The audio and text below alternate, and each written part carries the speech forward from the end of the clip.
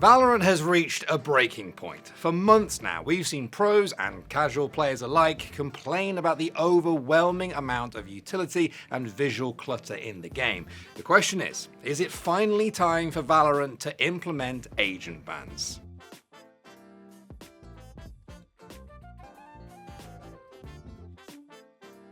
It feels like every single day we see a new pro or streamer complaining about Valorant, and some of them have good points. Back on March 25th, Chronicle tweeted that he believes some players are looking at things the wrong way. He asked the question, what if Valorant never had rechargeable utility? What if controller agents were the only ones who had cooldowns on their signature abilities? Now this is a drastic change that would completely alter Valorant at each and every level of the game. I don't think Riot would necessarily ever go in this direction, but I do think it's an interesting idea. Free, rechargeable utility has often been one of the strongest aspects of many agents' kit, and even right now we're seeing Taeho dominate the meta with lethal rockets that are only on a 40-second cooldown. But to be fair, the double and triple smoker problem that Chronicle described in his tweet isn't nearly as common among casual play as it is within the pro scene. I mean, the whole game right now is set up for smoke kills. Loads of pit teams that play double controller. Every choke point is a small choke point.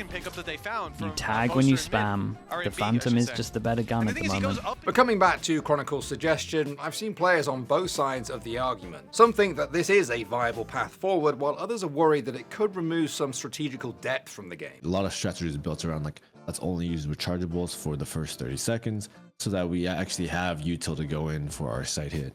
And I think that's a very healthy kind of approach that Valorant has right now for approaching T side.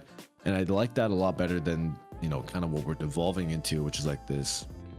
All right, we're just going to dump all of our util in this one location and just dash to the sky. I don't think the game needs to be simplified in that sense. I think it just needs to be simplified in that defenders have a chance when their util is being thrown at them. I think there just needs to be some sort of counterplay right now because it feels like there isn't. We have actually seen Riot make plenty of changes to utility over the years, most notably raising the overall cost for almost every agent across the board. And after recent complaints from the community, Riot has given KO a pretty solid buff, perhaps hoping that the suppression from his 0 point can bring him into the meta and help reduce the amount of util spam we've seen as of late. This comes only a month after Riot added suppression to ISO's undercut ability, but I can't help but think that these are just small band-aid fixes for the utility problem that everyone has been complaining about. Ye threw out an interesting idea on Twitter, suggesting that maybe Riot could reduce the amount of damage dealt from abilities while players are within the spike radius to help make the pro scene feel less attacking-sided. I also saw someone suggest that maybe it's time to make Harbor viable again by allowing his cove to block utility, which could be cool. But I have one other suggestion that hasn't come up for a while now.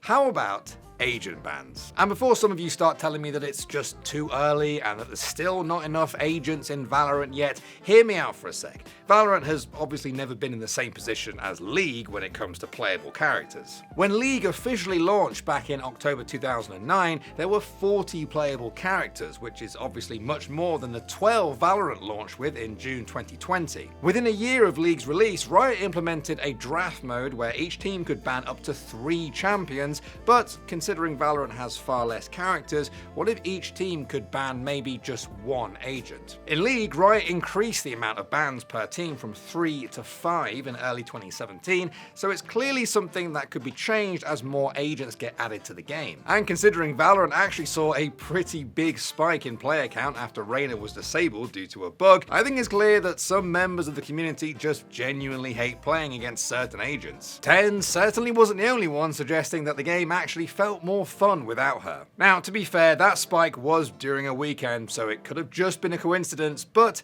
if given the opportunity, I'm sure there are some people out there who would just ban pub stompy agents like Reyna in every single one of their ranked matches. And I know some of you are probably watching this and thinking that this will just force teams to use the exact same agent compositions over and over again, but Riot has actually come up with a clever solution to that in League as well. Throughout this year, we've seen introducing Pro League of Legends using Fearless Draft. This means that once a champion is played, they can no longer be picked throughout the rest of that series. And this has been extremely well received by the League of Legends community, reigniting many fans' love for the pro scene. Now, League of Legends does have 170 champions, while Valorant has only 28, so to be fair, they're not even in the same ballpark, but what we're getting at here is that Riot does have a lot of experience when it comes to making these kinds of decisions. We sat down with Som after NRG's Stage 1 match against Furia to ask him what he thought about Chronicle's suggestion and the idea of agent bans, and here's what he had to say. Can't say for certain, in my opinion. I think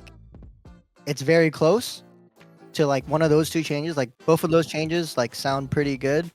But honestly, I think like the game's at a moment right now where it's like in between that or just keep it at the same, you know? So unless or until it's like everyone agrees, then it's kind of just like, then you have to, right? I get what he's saying. Valorant has such a massive community that you can't just make decisions like this overnight. When balancing a game that has such a massive casual and competitive scene, you need to think about how these changes will affect everyone. But we have already seen some smaller tournaments implement agent bans in the past, and competitors and viewers both managed to have a good time. So I've actually played in tournaments with agent bans when there was even less agents, and I think those formats worked out pretty well.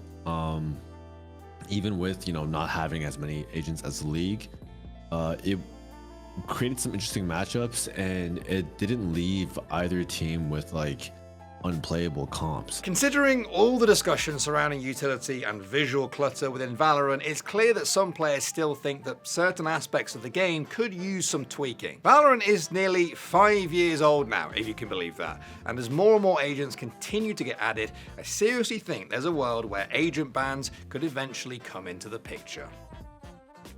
Thanks for watching. If you want more content like this, hit the sub button and ring the notification bell. For unique bite-sized videos you won't find anywhere else, hit us up on our X, Instagram, Facebook, and TikTok.